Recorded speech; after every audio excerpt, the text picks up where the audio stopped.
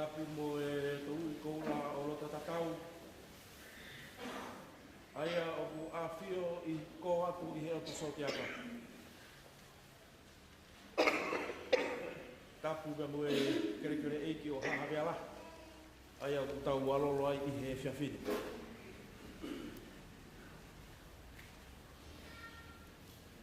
Tapu ki he paristeri o e siasi awhitu. Toenga e kau whai whikau e mo haa whakalunga tonga. Tapu pia mo e whakafonga wharearea mi Aotearoa.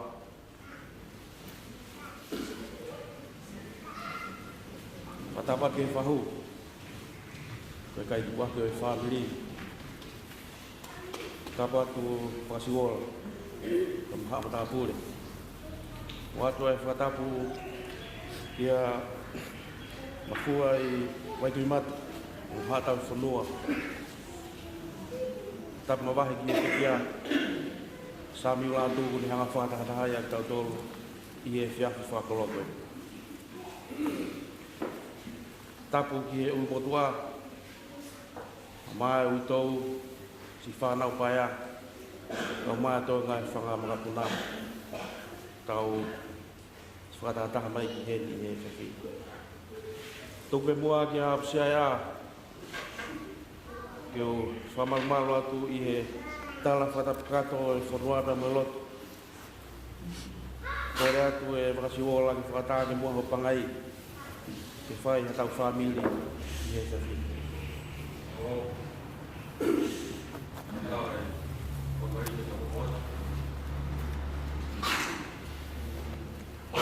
Ko e wholawhalahimi ko whiri ke kamata ke whamili o e whiawhini. Wangea o whitungo fulma tolu e himi, ua whitolu, te uspela tahataha tu pepa te tautoki hiva mai ai. O kaonga mai ai mea rea osi ai ngā ue, pea mafoa ai ata o e aho, ka toki tānaki ai kau hao ki he langi, pea ka whai ai ui langi te ui ai. O ka whai ai ui hingoa, o ka whai ai ui hingoa, o ka whai ai ui hingoa, o ka whai ai ui hingoa te ui ai. O kaonga mai ai mea rea osi ai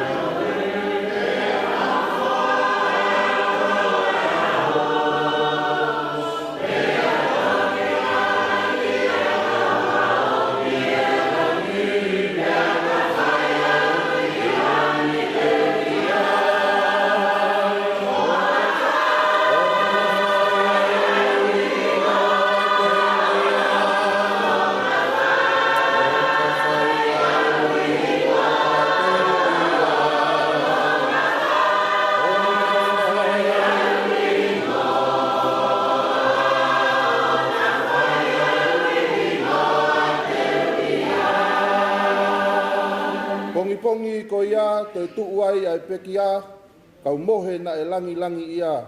Pea tānaki ai kau maoni oni ki langi, pea kau ia e eiki te utari iai. Pongi ko ia e tuu ai ai peki a, kau mohe na e langi ia. Pea tānaki ai kau maoni oni ki langi,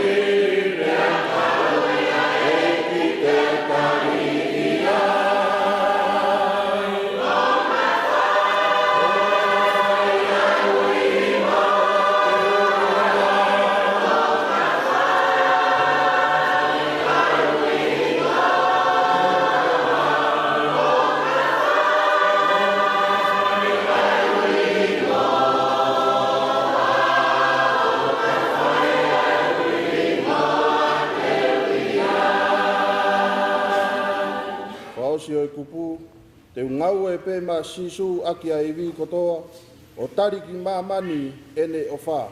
Pea ka osi ai mouini o kutau I kuna, kau he toi tuku o tari fie fia. O ka whai ai uhi ngoa, o ka whai ai uhi ngoa, o ka whai ai uhi ngoa, o ka whai ai uhi ngoa te ui ai. Te ngau e pe ma sisu aki a iwi kotoa,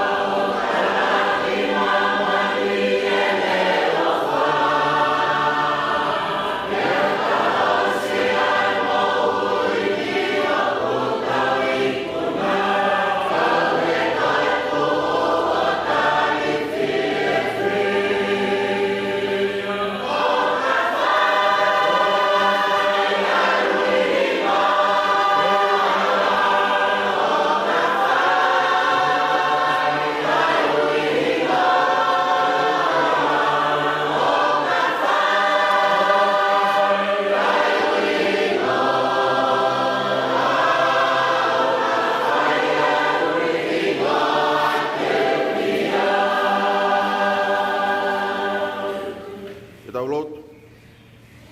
ua mafi ko koia mau tamai whaewani aho a whio.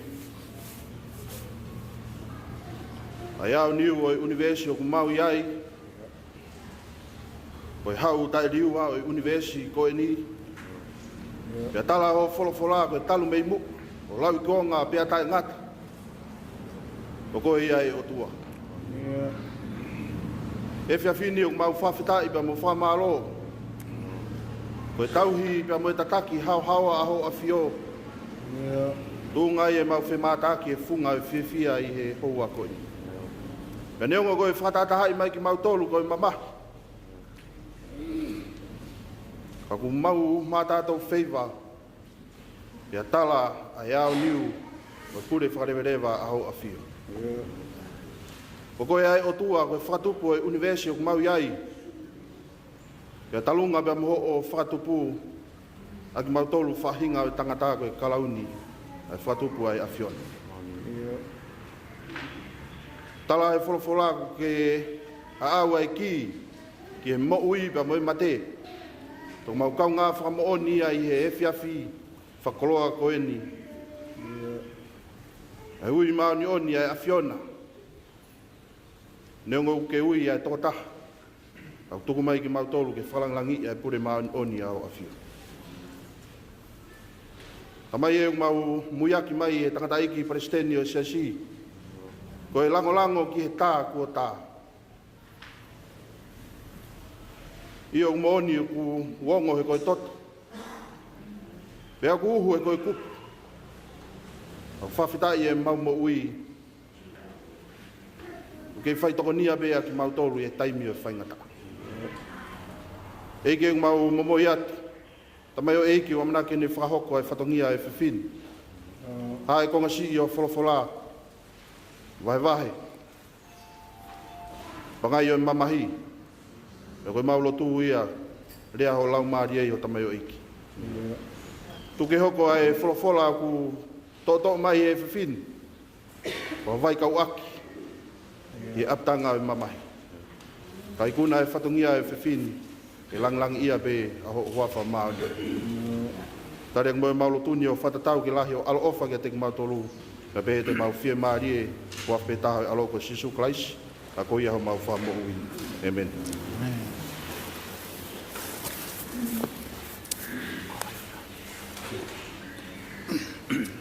Padroa tapu pa moe a whio ai o tua i o tau a hoanga. O kore ke u whamalumalo at pemua, tala whakatapu ko mua ki ono whai. Tā pe mo koe whainga maari e whai pia tau whamiri. Malo ki he Ngerei Palestini ka mai whaikau o tu ngowe. Mai whainga maari e koen. Lere mai pekita koe tau sipi i ta mai koen. Ko whakakahoa kita ai whatongia o te lau tāpua ki ai, o whamalo ai. I e moni te peo wikeni. Maa koe whahengi ia. O maa bopa ki ngā tō tā ke wha lere ki obses. Ko te ua kia ke whakahoko hono malanga tuku o Susana Tuatane. Wakahifo ke telefoni. Peru take anga peset. Mai peset ko tanda iki ko malo. Peo talanke hoa. Whawhango e whanau. O sio pe kia ha wakapuna i ngari mauai ha sea. Whai ake turikaki ki he tangata iki. Tau lere au ki apsias. Tau tānge hoa tala mai koe.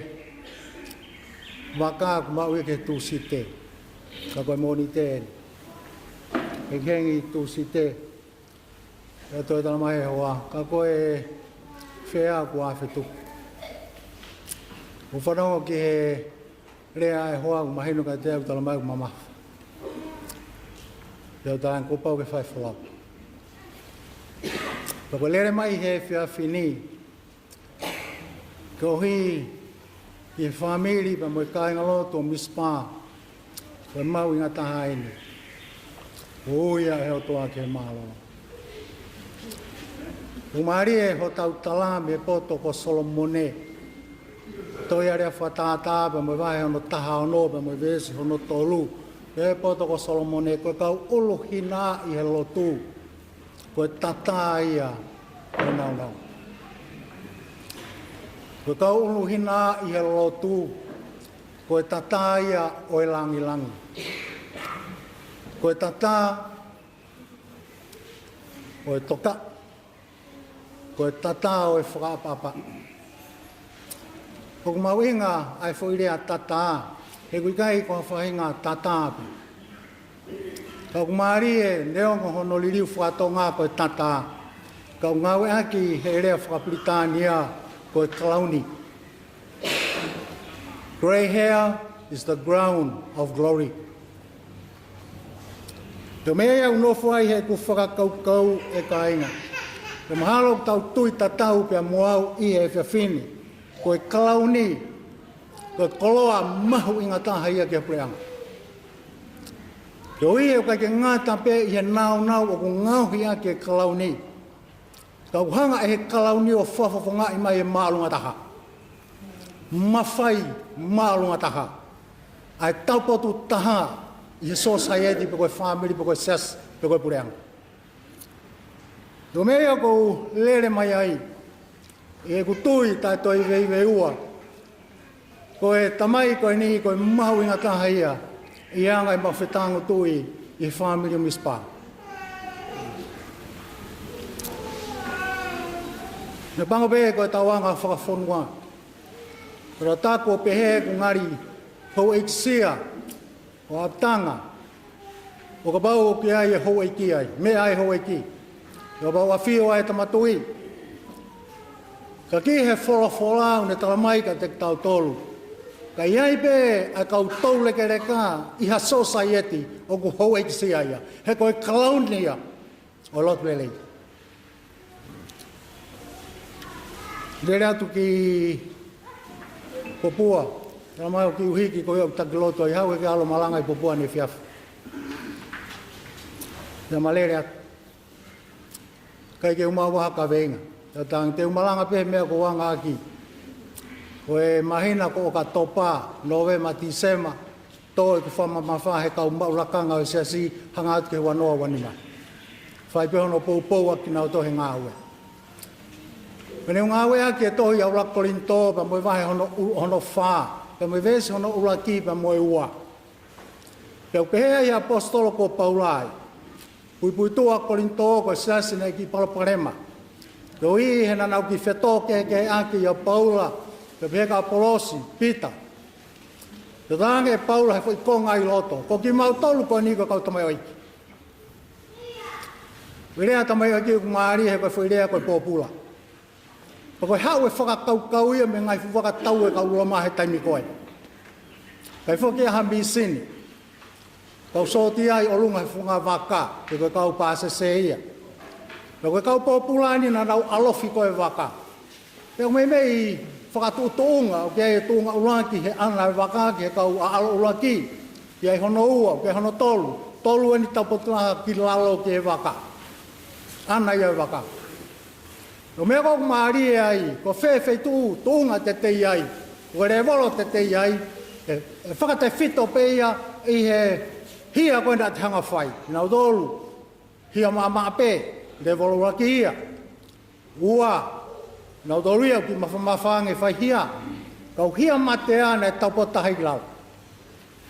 Ka mai apostolo, ko Paula ia karetea vai tolu vestaha tolu, na whakamala ia klaisia.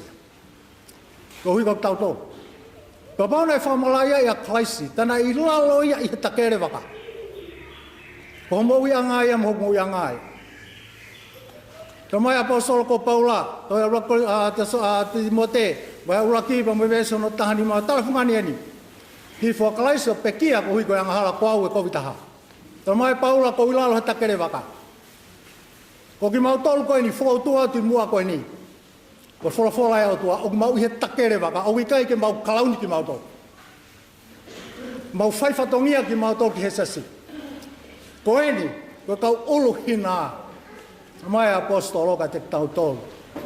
Koe klaunia, koe mahu inga tahaia, i anga nofo, a society, pe koe family. Kau nofo ke whawhewheu ia, hako hoko e kau tangata iki koe kalauni. Ke mahu inga taha pe, lai pe ngahi tari, kau tau mai tari, ai pe te rea ko siope, wahe no taha wa, vese no taha wa, tau mai siope, koe kau uluhina, ia te nau tolu e poto. Kau kai ke talano ai ke he poto whakaata mai. Aku talano ai ke he poto au sia experience. Koe ka kai una au sia ai whanonga anga koe ni. E ka pāku tala mai he poto ko Solomone o kai ke ha mea fo'ou i he mamani koe ni. Ta koe paraparema pa mo lelei ko tau peu tau whanonga i he ni. Ne o sia au sia i he kau tangata mo kau whewhine. Ai ni au ne whatata hai ki tato e aha koe ni. Ka ko hono mau en ahoni. Pai ke tau teo tau kumi whare ki he kau tangata mo kau whewhine. Tau kumi whare ki tau he kakai poto whakata mai. Pe au lelei au pito kai ke hoanga whakahala ia ia. Ka ke hanga whakatoa ngai. Koe kau uluhina. Koe mahu inga taha ia. Koe hui koe au sia nana wau sia. Lelei atu whare mahaki. Ke tokoto ai tangata iki sa miu. Mana oceani foi mai na taha pe toki wholau mai ai koe ni. Alatu ia ma talanoa. Pako alatu tu o wako ia toko taha pe. O toko toko mai pea. Whai malotu. O tang te ta po talanoa pe ka areu ke hau tahui maki pea ma po talanoa pea talamai sa miu ka te au. Pake kau ko sa eia koe. Bet maalo. Hai me alahiu ke sa eia tamai sa miu. Ko tau sia si foku alua pe ai fola mo uilerei. Ka ko sio ka ko tama famolo sino ko. Ko tang sa miu. Pai ke famolo sino ko ke ho hoa. E to tu pe ne pui ana hene mohe. Tama sa miu, ta ko foi meo ton ke tala ke kau fai fe kau. Tala ke ngai hoa fe kau o to tu e pui kana ho. Ka ko papa ke ne hanga o mai ka te tau tolu ko kau tangata ko ni. Na wau sia e nau tolu e moui. Pea o kuta tanu ke kumi whare i ke siasi. O na huinga tanu mai he poto ko Solomone, koe mahu inga ta hain. I he siasi. O pango inga ia honi, tau anga tuku noa ipe. Neu whakaunga ta maki he ngau e siasi e tau la. Tau e ngofulmanema. Tau e whaa ko le spiula, pa tau albu ni spa, tau e tahataha, pa tau wholau hik whanua i New Zealand. Whakaukau ke u kumi ao. Kamata ke hei whakapiko he whakawhai a kōpe o whakako ke kume hamalai taha. Te wau lewa o hu he malai counselling. Sio ki he content e ko si kai ke tui whakatoi tapu ai. Pea uliriu lewa ke people counselling pea waluai. Pea whakalele mau pe mau ki seminar he tau ko toa pe. Pea ko tau anoa na whakalele mau seminar. Whikawa kia pa moe family, mau luta ko ai family. Tau lere ki ai o kau he semina ko ia. Pea koe tōta hako nene hanga o whakalere, pa koe ahu ia ko honoa, o si a koe mau teu ke mau kai hoa tā, ko hau e tangata whakapo talanoa mai ka te au moe haa moa mau talanoa ki mau. Ko rotonga e mau talanoa, ulu e mai ki i whewhine, whana ki he tangata. Pea poa ki mai te nao, pe nao nao, tala mai haa moa, koe tangata koe na une whai anoa koe ki tau tolu, ko tau wako, pea upe atu. Ai ko ki whewhine ko hono maria tala mai i gai, hono mari tolu ia. Ko mena no whakaukau, e anga whewhe ke le hao whare ki mauto he whamiri, ka bau mo vete hona aia whamiri. Ka koe poto e ahoni. Kau tangata, ka me kau whewhine, o uluhi nā, o nau poto nau tolu, he ku nau wau sia. Ai whanonga anga koe. Mau inga au pito ka te tātolu, e whamiri ka pehe ki he siasi. Kau ku iai le, maha kau uluhi nā, hio tau ngahi loto whare, lau ka tāpuaki. Kono uhinga ya kou lere mai ai kai. Ai ongo kia te au. Ai mōre ka mai.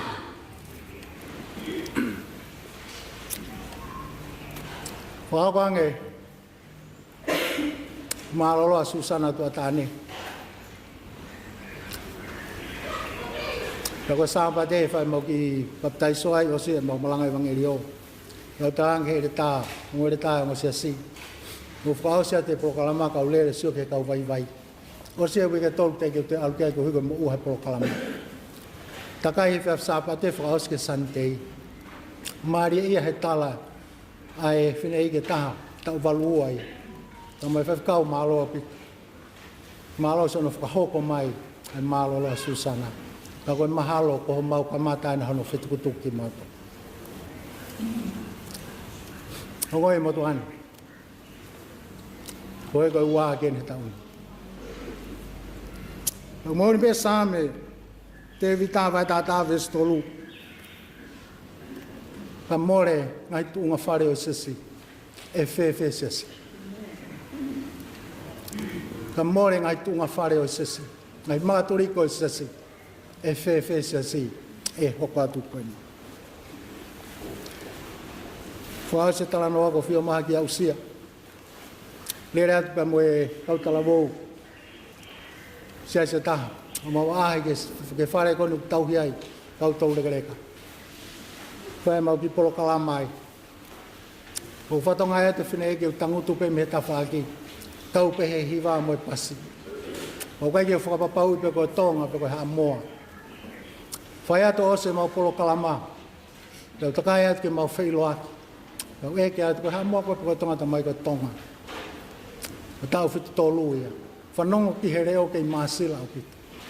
Ka kope atu. Sai peo kei ahi mai whanau, sio maka koe. Ta ngai whine e ki io. O toko nima, tolo whine e ua tangata. Au tātai taha pēna o mai o ahi mai. Ko hui una whimo i kina he ngāo. A honi, kai toi mau inga. Ai mea mau inga ia ai o tua kai. Ronau ko tau tāpuak. Ronau ko koloa. Ka bau tau kei mau e kau tangata i ki me kau whine i ki. He koe poto whaka o tua ua te knau tolu. Sa meu, lātu ko whaka.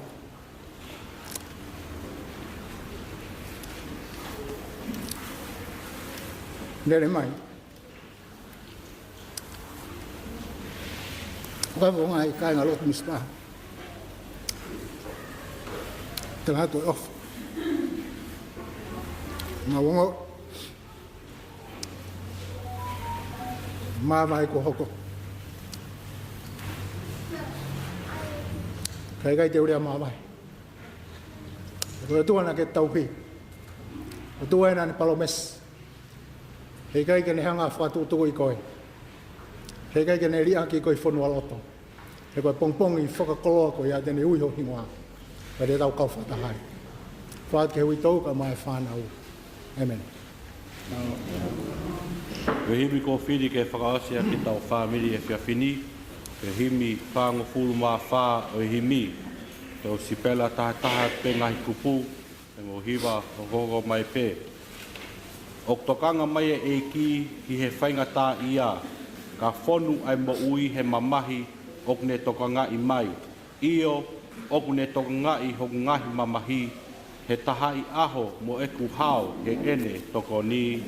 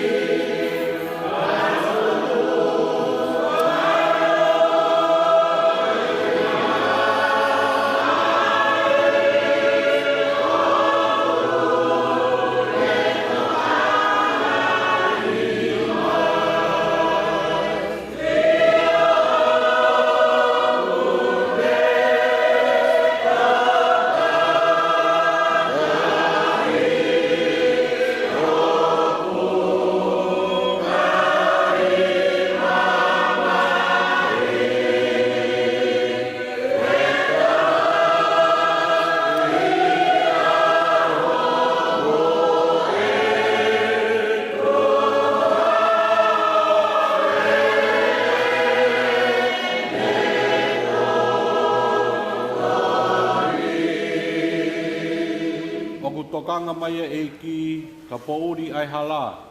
O hā mai hono fofonga o whā, he fofonga alo o whā.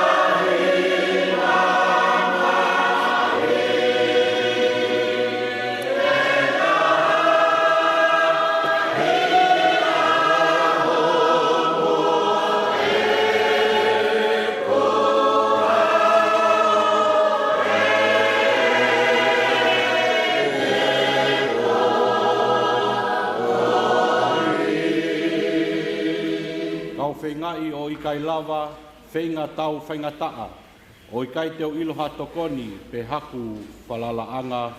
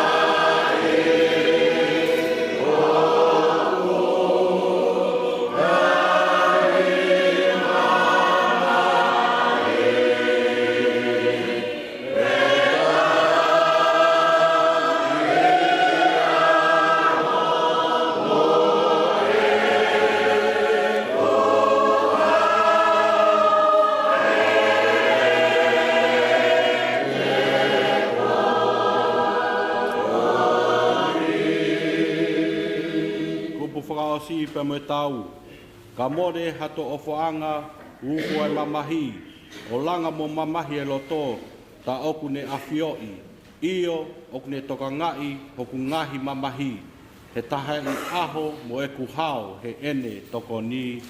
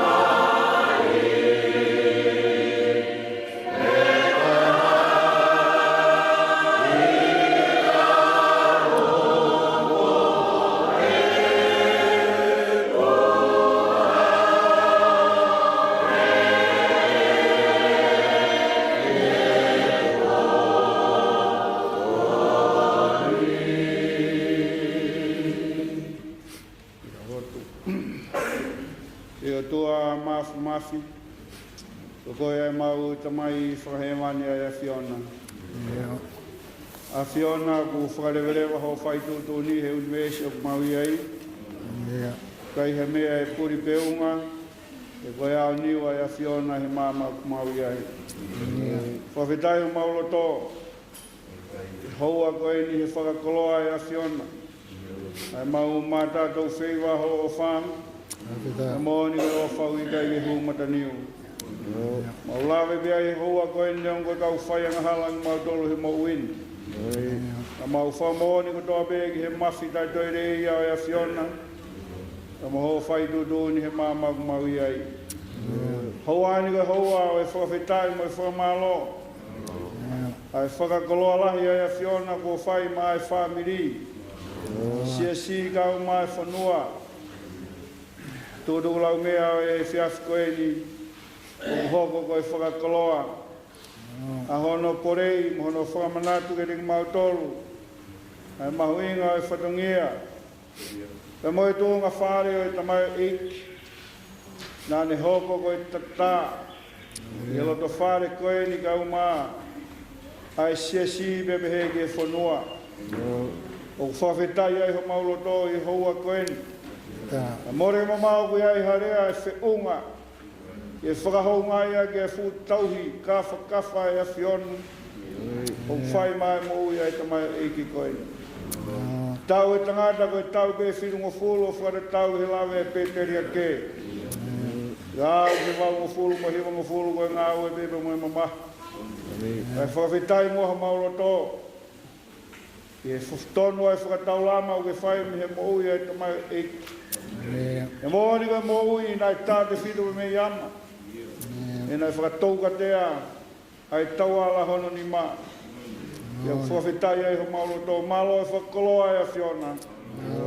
Malo ai whakanau naui. O hape a fotu he ahoni. Koe koto tāpu aki he loto whare o e whamiri. I he siasi i kau mai whanua. O hā hono ngahi fua. O mau whamalo atu kere koe tamai e houan. E whamonu i ala. O whai mai mo i e tamai eiki. Nai tukulolo pe tukupāne mo ui. Ia whaive mo i wheilau lau. E tua e whare māma. He pot whanua koeni. O vitai ai ho maulo tō eiki. Mōne lawe a apostolo. E ngā ue ki ha Fiona i kai he taime mōre tai au ngai. Mau āna ua tō pē mo tō merie. He aho koe ia, koe aho ia. Koe whakanau nau. Ai nau nau whakalangi he kau i kuna e mo ui koeni. O mau tai maria i houan. Mau hanga atu i tamai ko hi koe toenga hala whanonga. Si ui tōu e. E māwai aho koe ni tau mai a. Kua siu ki tua tonga kai whoki. Koe ngaru tuku e. Kai whakawhetai toka e amngate lei. Koe mo ui eni. Nā ne whamoreki a hono taimi. Ka moe ne mo ui i ngā ue be mai a Fiona. Koe au tua mi whālerea e whāmirini. Ui tōu mo e si whānau ki he pong pong koula. E ui ai a Fiona. Whawheta. E ahoi au i kuna. I he kai u nau whalala kato ki he a Fiona. O whamalo he whakoloa. O whai he whaifkau e ponu ngoue. Lere mai me me nu sila. Koe mahu inga. Koe mo ui koe ni nei whakoloa ke siasi. Koe tāpigina. Nā o mai koloa wholofola. O mau lawe ai hoa koe ni. O hanga atu kau hi. O whaifkau kau mai toi ngai siasi. O moe whamiri kutoa. I toi ngai whatongia e whakalawalawa. E te wake whakaegeka wholau. Ai mō ngai tangata koe ni. O mau te kake e mea kutoa. E whakaola mai me me langi e hea Fiona. Pai tāpikina e hawhangani. A moe toi ngai whakawhiao. Mau lotu beke mau whiao beke me lau mario e Fiona. E mau wako kotoa pe ai he mo ui e tamai eiki koe ni. Iai haho ke whoki mai pe ilo mau tolu. Mau whiunga mo tau ke me pureana e Fiona. Tāpikina e whanau. A moe whangamoko puna. O mai toi ngai whanonga ngā. E whamunu iai me langi hau a Fio. Tāringi mau tolu e hoa koe ni a Sisu Klaisko Al. Ka ho mau whamo ui. E menu koe tāpua ke au tōke tamai. E moe alu me lau maria mau nyoni. Mau homo o whā. E mau iau i tō moe whānau pe moe whāmiri. Tu tōko mong mau tolo na hika e whaibeo tangata. E menu.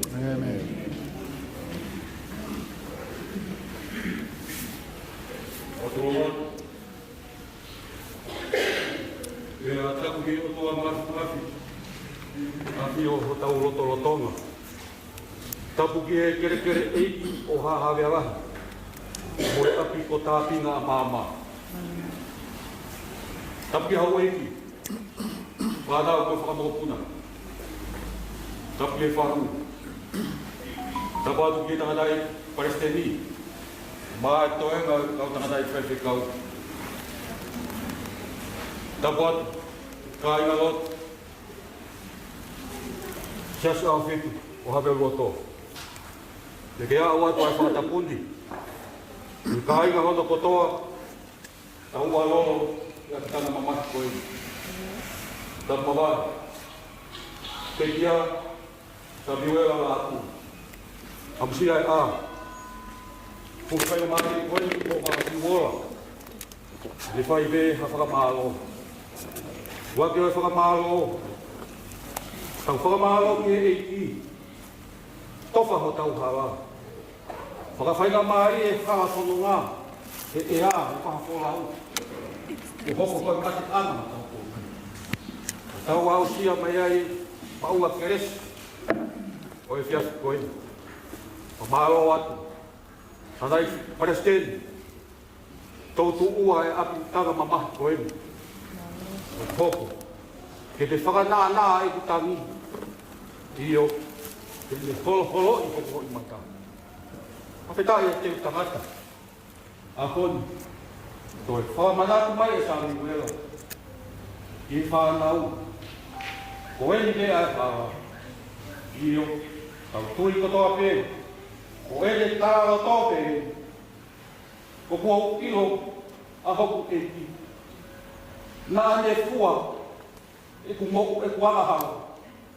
Ko kua ilo a hoku buhu i. Ne fua e ku hia. O ne ui ke alua maua e mo ui. O a wheta, o e ni toko alua ma. Kai whewhe koe. Whewhe koe se o ne atu ma toima o whanau. Tai e teu tangata e Palestine. Ne whakamanatu kai. Ni whanau pia mo e whanau. O e ni pia e koroa mawhina taha. Kuku mai o tangata e koe. O ne tau e aki koe. O e te whakatau angu. E makapeha ke hapuri o ringe. Le he roto whare koe. Mo e whanau. O e te koa ki. Ai ite si o hono kere kere. Ki he roto. Ia mo e sinas. Malo tangata e Palestine. Teu tangata. E area ia. E mo ua me whai atuaka whakamahalo. Le me ui tau. Kumasi whanau pae. Tauangi ke o tua mati. Whakagato atu ai whakamahalo o tua koe. Beba rea me whakahoha. Kaproat. Masuola i e whit. Tupua ke wawa te pia mea CIA. Alo. Loto honga ia mōni. I e whawhunga ia pia e tangata i Palestine o siasi. Tau mai e tangata i ki whaiwhikau pia mi mispa. Mai tau ngai siasi o atu e whakamahalo. Tau hiko e whawhinga maari e o pangai lawai e tau whamili i he whiawhiri. E wakasiwola. Ko e aho e niana e tai iloa. Te hangena e au fia ai whakaukau mo e loto amsia e a. Aho e pō mo e ku nofo o whakalau lotoa. Ai tai ni ngao. Ai kai lau a whawhaanga. Hala loto api ai amate. Hange tofu ha tangata o sa tai ku hari foia. Hange ha tangata o ki ke fa. Ka kune paki ai wa u pia paki mo tala. Ala mai ni mamomoko mateba ni to ai. Tahai makamahu inga e loto fare sias. Pe hanga fa kau ko ni e vakasiola o de hanga fa he mau ke ngari ke utui ki fa kau o ma alfe ki na o pe he. Ko ne to pe ai lelei kai tuku mai pe am sia am vakasiwola ke fai hano saupulu ai ta moi falau marie kai to fai ha ta betia e fa fidia vakasiwola wongo ke siasi ko hi ko pe kia na fai e kau nga po fa fita uri e ngai sanga falau marie o siasi ahoni ko ke he ono tala ko to ai ta kau kai tuku mai pe am sia a mone rea whanau hala i fika mo i lauponga. Masiwola i he whewhidi tuku e mua ke hoko ai wholofola ko omi i he whewhini hoko ia ko hawai whanonga ki e witou ka o mai te ngai whanau paea mo i whanga moko puna kei ala mai pe a keresi au tau whamoi o te ki ai mahi kau ia e hange ko lea ku taka oku kei mata pe tua ni o mari e po i pangai. Whatawange ki he perilisi o e merino, hanga o atu, ai nonga pe mo e fie mari ki he loto whare o e pekia. Tukbe mua ke uto e lere mai a pongpongina, kau ngā tenghia, e mo whakaheng heka, ai fulau e tamai o eiki e whatawangi ke hanga e o tua o whakalaulau ana tula lau hi lau whakaheka o sami ula tu i aho pungpungina lewa e palanga toka whata